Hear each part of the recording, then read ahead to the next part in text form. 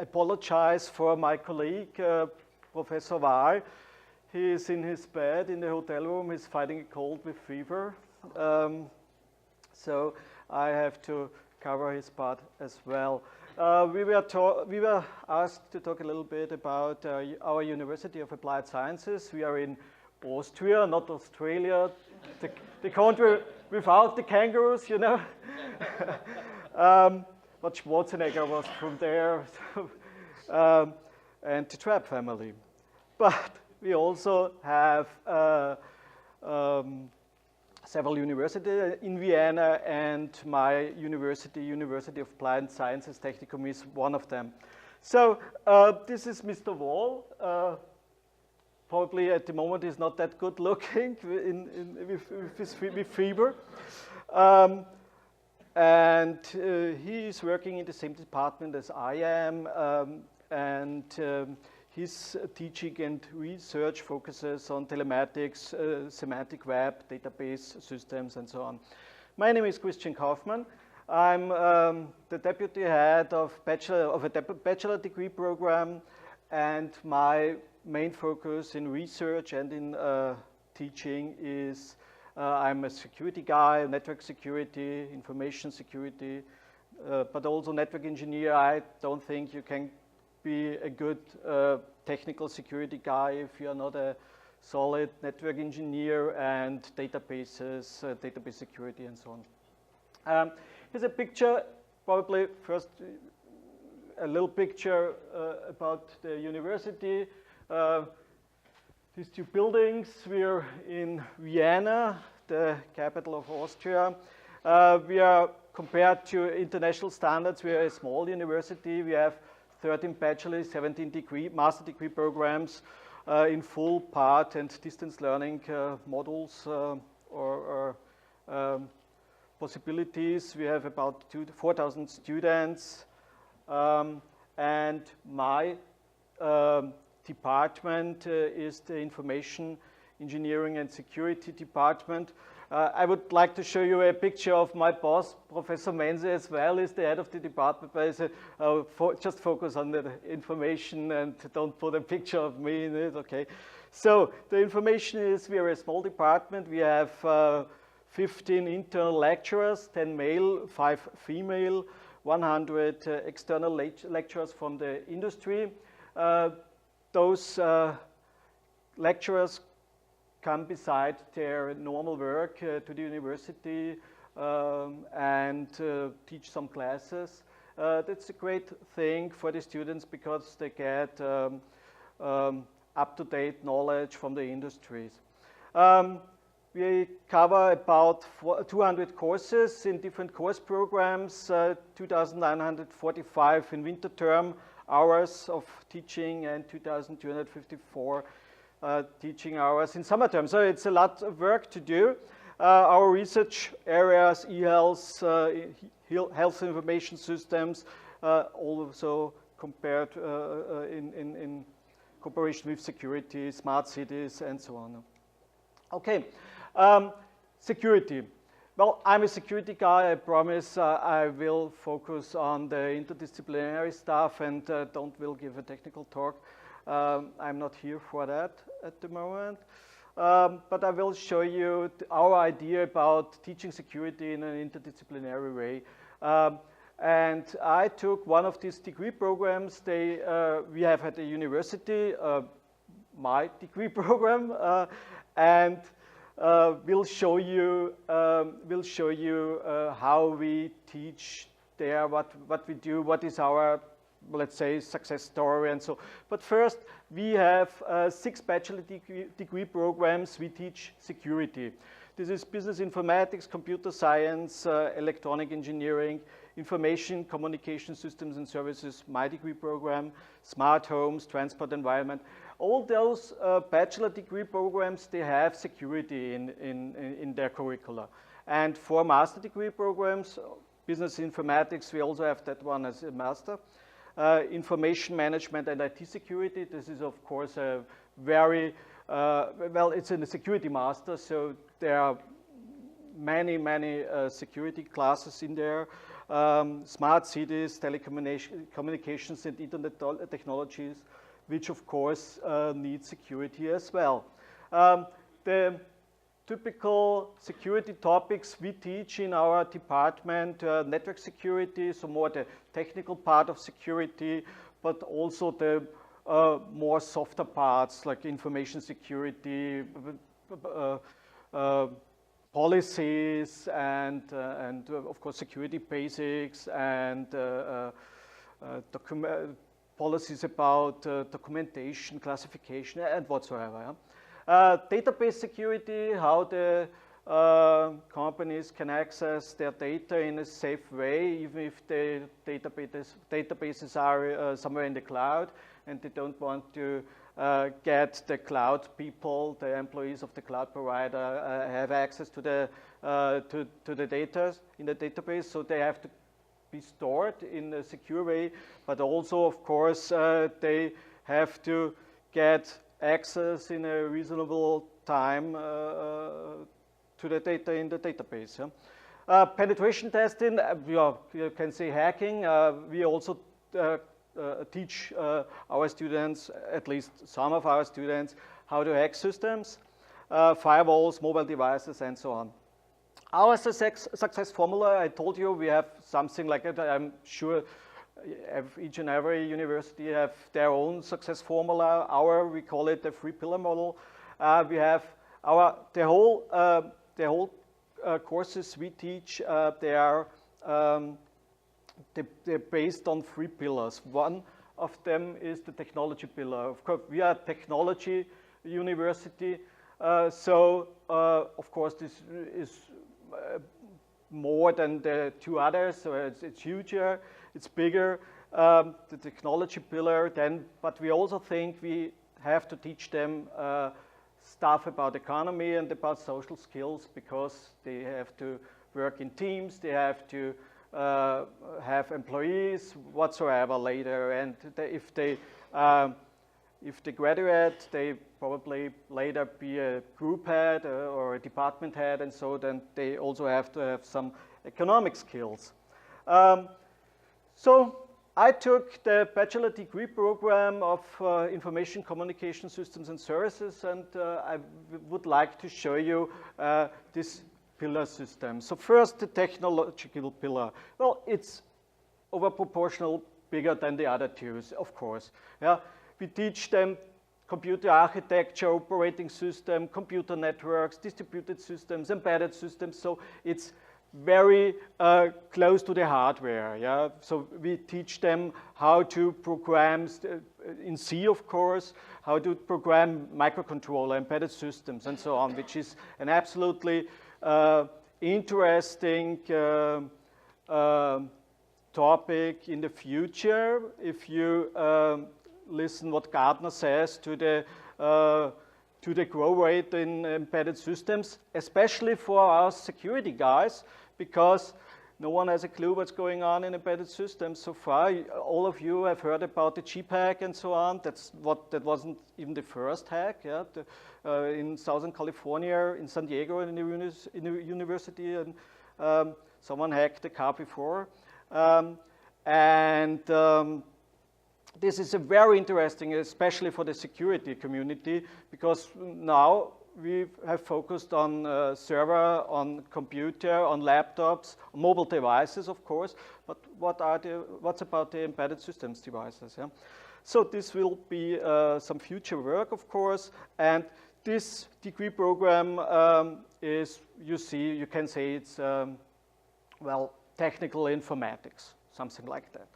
But we don't just teach them how to be a good computer specialist. We also have the second pillar, the economic pillar. We teach them a little bit about business administration, accounting, investment, financing, law, of course. They have to know what they can do, what they can't do.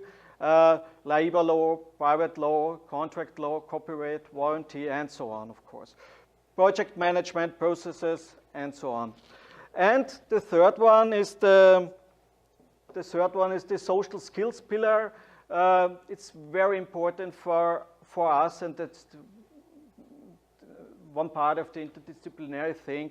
It's very important for us that our students not just only have a huge technical background, so they only have they also have other skills they can gain at the university. Social skills, working in team, presentation, rhetoric, conflict management. Of course, English. Well, English, the language of the techniques, you know. Engineering ethics, business English, and so on. But so far about the university at the first point, but the question is it enough to have very well-educated IT security engineers? And we don't think so, because we are just as strong as our weakest links. And who is our weakest links? Well, of course, the employees. They are the weakest links in the companies. Yeah?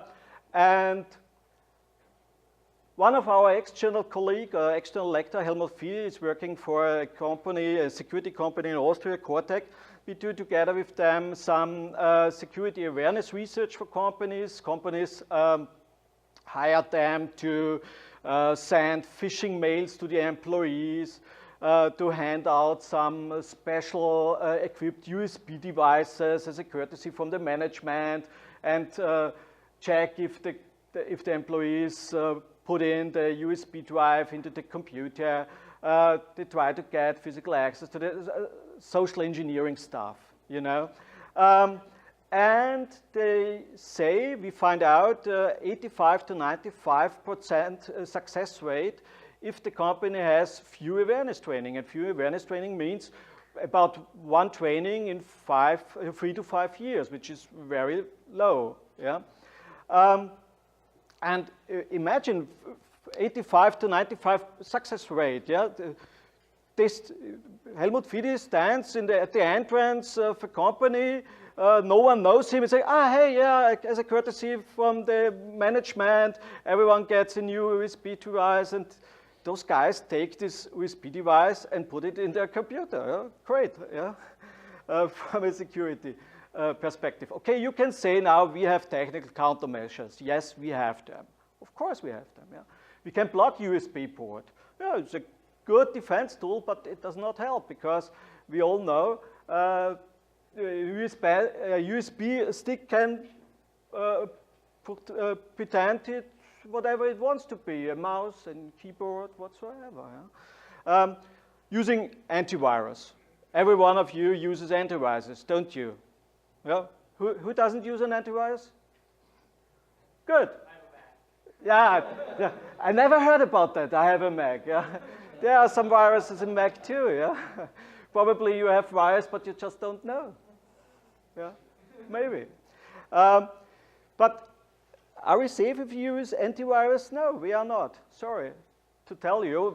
Most of you know it's nothing new. You know it. Antivirus is great. I also use one. But, well, they don't help us if we have, excuse me, till my language, but if we have stupid employees. If they click everything, whatever they want to, then the antivirus will not help us. Because we have packers, we have encoders, it's pretty easy to bypass an antivirus. Yeah?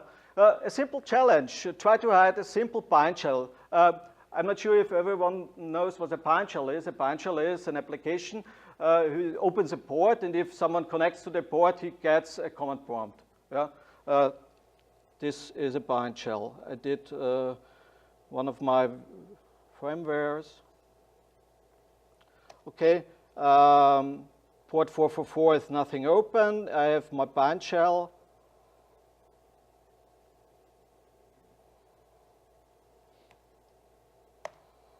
Now I have here the port 444 open. There is now a service listening. And if I connect from my attacking Linux machine to the port, I have a command prompt. Yeah? I'm not now on the Windows machine. Pretty simple. Most of you know about that. Yeah? So now here. Okay. Most antivirus systems should tell us this is malicious code, because there is no intelligent reason I can imagine that you need a Bandshell on your computer. I uploaded to Total Security the Bandshell, and it was interesting. Just 37 of the antivirus systems of 54 of the antivirus systems said this is malicious code. Okay, I would not recommend you to buy one of those who says, oh, it's absolutely great, because a Bandshell is nothing you want to have on your computer. Yeah. And now I did a simple encoding algorithm. Yeah. I changed the assembler code a little bit. I filled in a 30-second delay, and now we were down to 11 antivirus systems out of 54 realized this as a malicious code, a Bandshell. Yeah? And it's pretty hard to encode. If you just have the Bandshell, it's easier to trick the antivirus if you have a whole application and you just backdoor the application, because you have more code to play with. Yeah? Here you just have the assembler code of the Bandshell, and just 20% of the antivirus systems say, well, this is a malicious code, which means if I can upload this to 100 computers, 80 of them would say, yeah, everything is great, yeah, but which isn't.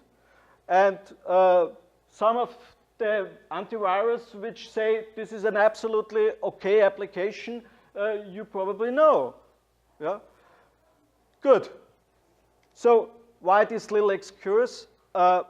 We need to raise everybody's awareness. We need to tell them, folks, don't click on everything in your mailbox. Of course not. And our research shows that after security training, the success rate to trick some user gets under 50%. Yeah? If you do security training over and over again, you can lower these rates, of course, for at least 4 months. Yeah? So our suggestion is one big security awareness event each year, one small security awareness event each quarter, and continuous awareness training with emails, intranet, info tools, and so on, especially in connection with some incidents happened in the company. Yeah? And that's the idea why we said, okay, we need to teach students about security. We give them at least a little basic knowledge about security, even if they are not in the very technical degree programs of our university. Yeah? Less technically orientated classes has to know about security as well, because they go out to the companies, they work in companies, probably later they decide whatsoever they have to decide, and if they are not aware, if they have no idea about security, they have no idea what they have to decide. They probably make wrong decisions. In Austria, we are a small country. Here is the cybercrime incident reported to the police in Austria. 2014, we had 8,966 incidents, which isn't that big. 2009, there were 2 huge incidents with many tricked customers, so this is a little bit special. But normally you see we have a progress. Now, 2014 we get lower rates, but still we have an increase of 570% since 2005. So we have to do something. Okay, we teach students, we teach technical students, we make them security specialists. We also teach not that technical students so that they all at least know a little bit about security. But what about households and private people? Yeah? What about our people? Yeah? We think we have a responsible, as a University of Applied Science, we have a responsible to teach them as well, especially the children. And therefore, we started our own program, We Go to School. I will tell you a little bit about that as well. In Austria, we are deep in the internet, you can say, especially if you live in a household with children. Here is the progress from 2002 to 2015. 2015 here, 97.4% of the households with one adult and at least one children has access to the internet. Most of them broadband bandwidth. Yeah? 99.3% of the adults, of the households with 2 adults and children have internet access. 97% of households with 3 or more adults plus children. The values are lower if you don't have children in your household, a little bit lower at least. So most of the households in Austria have internet access. And what are our children do with the internet? There is a McAfee study from 2012. They compare what teens did and what parents are aware of that these teens did. And the red column is the parents are aware of this, and you see it's lower than the blue one. Yeah. Visit the websites parents would disapprove. 45% of the teachers of the teenagers said, "Yeah, I did that." Just 24 of the parents said, "Yeah, my child, I guess my child does that." Yeah. So children do much more in the internet than we know as parents. Yeah. In Austria, it's the same. The last study, excuse me, it's from 2009. I have nothing more accurate, more up to date. The question GfK asked children several questions. One of them, one very shocking question for me was, would you meet up with someone you just know from the internet? And 48% agree or strongly agree with this question. They say, yeah, sure, why not? Yeah. Here, I think we have as a university, we have some responsibilities to take. We have to do something.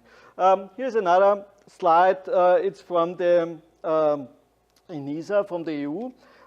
They asked, how worried are you that your child might become isolated from other people when spending too much time online? Here is the EU values, here are the EU values, here are the Austrian values. And the Austrian values are always worst, bad, they are not so good as at the EU values. Yeah? 48% of the parents in Austria said, I don't worry about that. Yeah? Well, I am worried about that, but most of the Austrian parents are not worried about that. Another question was, are you worried that your child could be bullied online from other children? 42% said, no, I'm not worried. 25% said, I'm rather not worried. Yeah? The values in the EU values here are different. Yeah? They are more worried about that. Yeah? So what is it in Austria? Are the Austrian parents ignorant? Probably. Or are we just such a safe country? If you see some statistics, yeah, we are one of the safest countries all over the world, but I would not put the life of my children into this sentence. Yeah? Are you worried your child might become a victim of online grooming? Yeah? 47% say no. Probably they don't even know what online grooming is. I have no idea. But here, as a university, we said we have to take responsibility, and we started to do some presentations for children and for teachers. We go to school. The colleague, Mr. Wahl, and I, we both go to school. We give talks. We talk to the children. We also talk to the teachers. We give presentations. We try to help them to find out what is safe, what is not that safe. We also have some workshops. Here are some slides we do with them. With the children, and at the end I would like to show you also one of our students' project. It's called EDDI. It's an enhanced dialogue-driven intelligence and environment. It was a student project 2 or 3 years ago. It's a chatbot. It's a web application chatbot prototype. Kids can ask EDDI questions about security on social media, especially on Facebook. Here, this is EDDI. Here, the children can type in some questions they have. It's, of course, in German. And EDDI tries to answer information about security, configuration of the Facebook account, and so on. Thank you for your attention. Any questions? But as I heard, questions after the session. So I just said, thank you.